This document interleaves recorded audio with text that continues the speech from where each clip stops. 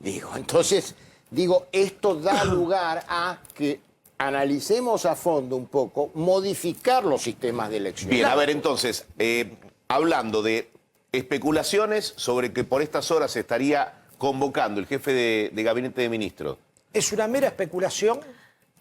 ¿A quiénes? Eso lo dejamos allí en un lugar. Pero, insisto, se plantea la duda como ciudadano, ¿cómo se reemplaza un miembro de la Corte en un momento como este? Lo vamos a sumar al doctor Félix Nonigro, que es abogado constitucionalista. Doctor Nonigro, ¿cómo le va? Bien, muy bien, buenas tardes. Bien, bueno, una primera mirada. La salida de Hayton de Nolasco, ¿cuál es tu interpretación? A ver, la interpretación institucional no es muy complicada, porque esto puede ocurrir en un cuerpo colegiado cualquiera.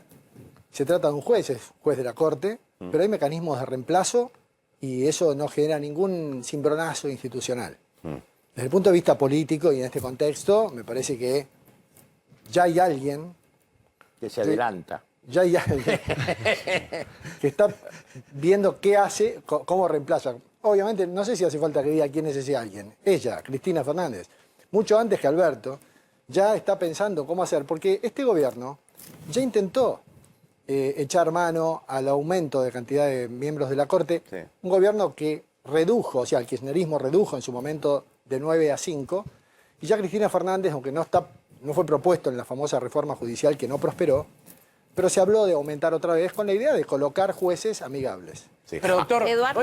un segundo.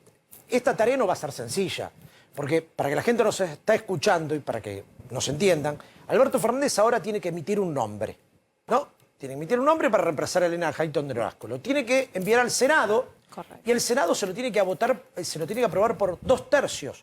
Digamos, sí. La mayoría son 2/3. O sea que en la situación justamente de preelección, no le va a resultar sencillo a Alberto Fernández ni a Cristina, menos aún, imponer un nombre, ¿no? Está bien, pero digo, después del fracaso pero para bajar FECA, al llano, y ya voy con vos, Diana, digo, para que Alberto Fernández levante y diga este nombre, ¿cómo es el proceso? ¿Cómo es el mecanismo? ¿Hay una batalla o hay determinados pasos que hay que cumplimentar para llegar a tener ese integrante que va a reemplazar a Hayton de Nolasco? Doctor, ¿es una batalla por la Corte? No, no es una batalla, pero yo lo explico sencillamente. A ver. Para elegir a un juez de la Corte no interviene el Consejo de la Magistratura. Por lo tanto, no hay que tomar examen, convocar a concurso y nada. Simplemente el presidente elige con discrecionalidad a quien considera idóneo para eso y tiene que tener luego el acuerdo del Senado, que es de 2/3. O sea, no elige, propone. Sugiere al Senado. Él lo propone al Está bien, Senado. bueno, el doctor Nonigro aparece que con el nombre es el nombre del presidente. Sí, pero el único que tiene la facultad para elegir ese nombre es el presidente de la Nación. Sí. Por eso la carta de renuncia se le envía hoy Elena Hayton de Nolasco al presidente Alberto Fernández. Bueno, a ver, Pero no dos se le cosas. envía inocentemente, también hay un contexto político. Claro. Habla de un fin de ciclo. Diana. Hablar de un fin de ciclo en algún punto es dejar un mensaje también con su renuncia. En la era Rosati.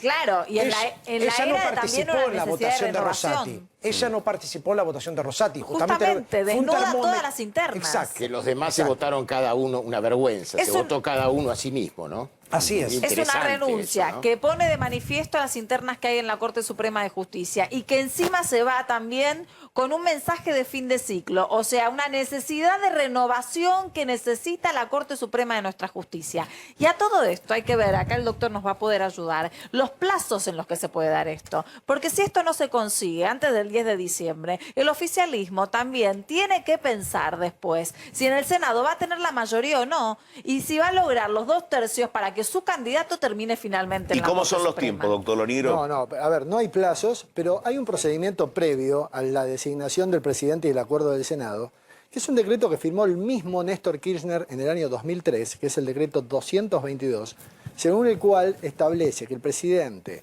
a la hora de designar a un candidato para juez de la Corte, tiene que, primero, pedir antecedentes en la FIP de situación tributaria. Segundo, pedir una declaración jurada de los bienes del candidato, de sus esposa, conviviente, hijos, etc. Tercero, tiene que publicar los antecedentes en el boletín oficial y en los 2 diarios de mayor circulación del país de la persona propuesta. Y después viene un periodo de 15 días De para tacha. que la gente o las tacha, organizaciones hagan objeciones, etcétera, etcétera. Estamos hoy a 5 de octubre. Sí, la Las renuncia sesiones- se hace efectiva en noviembre. Las sesiones ordinarias son hasta el 30 de noviembre. Entra un periodo de receso en el Senado, después viene la modificación del Senado. Correcto. El presidente Macri, con Rosati y con Rosenkrantz, utilizó el receso para elegir a los 2 jueces que en realidad, dice, los eligió por decreto. En realidad todos los jueces son elegidos por decreto con el acuerdo del Senado, pero en ese momento no estaba el Senado funcionando. Exactamente. Pues la Constitución Nacional le permite al presidente, cuando no funciona el Senado y necesita hacer designaciones Decreto de necesidad. para cuya designación requiere el acuerdo del Senado, hacer designaciones provisorias llamadas en comisión hasta que el Senado vuelva. Esto fue lo que se hizo en su momento. Si ahora Cristina Fernández, o yo digo, hablo más de Cristina que de Alberto porque me parece que en esto es ella la que toma las decisiones y sobre todo porque en este momento Alberto Fernández es políticamente nada. Entonces tengo la percepción de que esto no tiene mucho tiempo para hacerlo y estará la posibilidad de usar esos días de diciembre para no tener luego un Senado adverso. ¿Y no se abre la oportunidad de poder ampliar el número de jueces? Sí, pero para eso se necesita una ley. Y para la designación de los nuevos jueces tendría que seguirse el mismo procedimiento. Pero podría haber negociación política ahí. ¿Cómo? Podría haber negociación política entre oficialismo y oposiciones. Eventualmente, Yo no sé si habrá está que ver el resultado. En el ADN de Cristina Fernández negociar.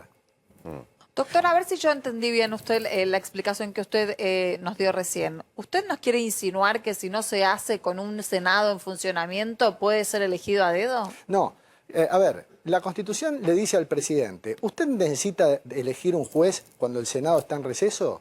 Hágalo.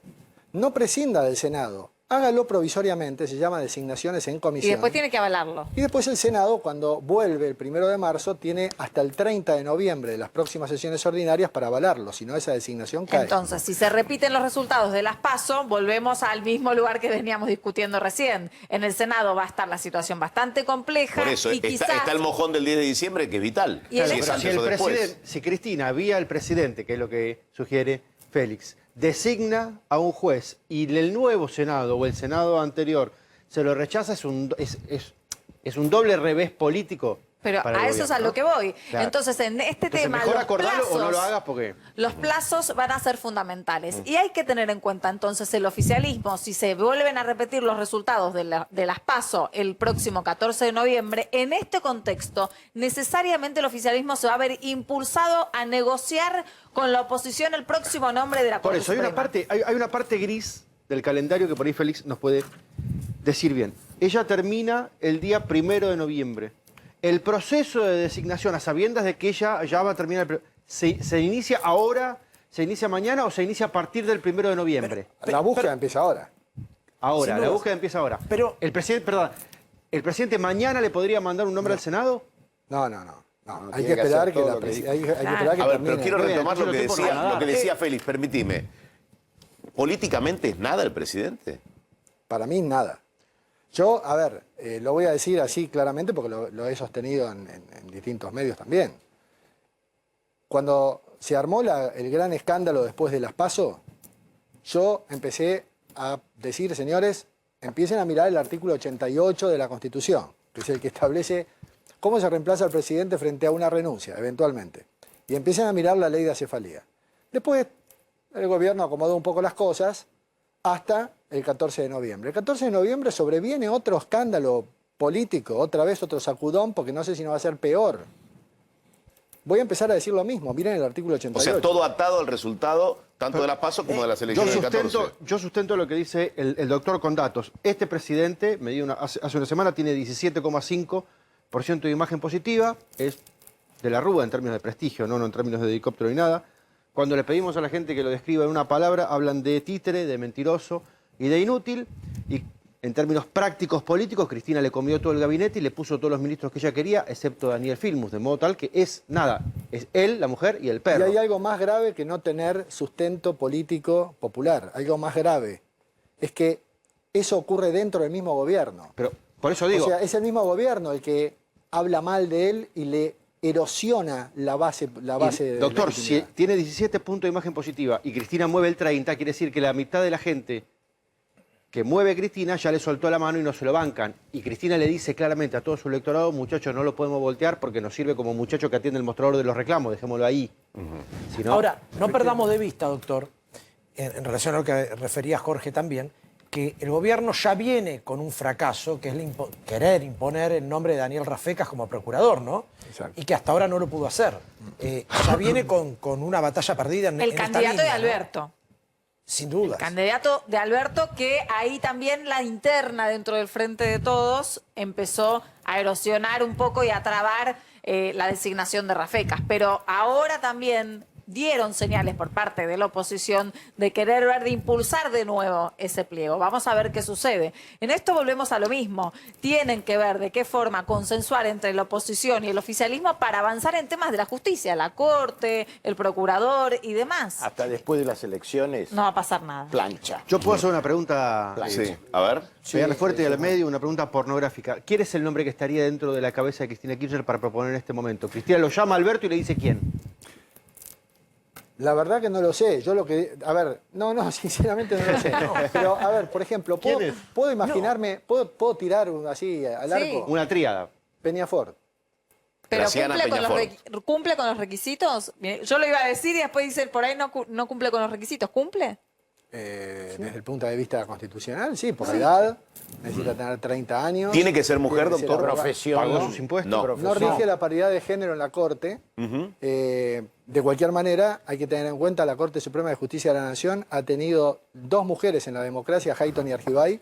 No es Hayton la primera ni Argibay, ha sido Margarita Argúas, Sí, pero designada pero por no ley. eran- no era de la no eran democracia. democracia. no era Doctor, y en democracia. esa lista que tiene usted, de las 3 personas que aparecen, ¿Peñafort están los tres casilleros? Pienso en Peñafort porque si no es un cuento para la gilada, lo de la paridad de género por parte del gobierno,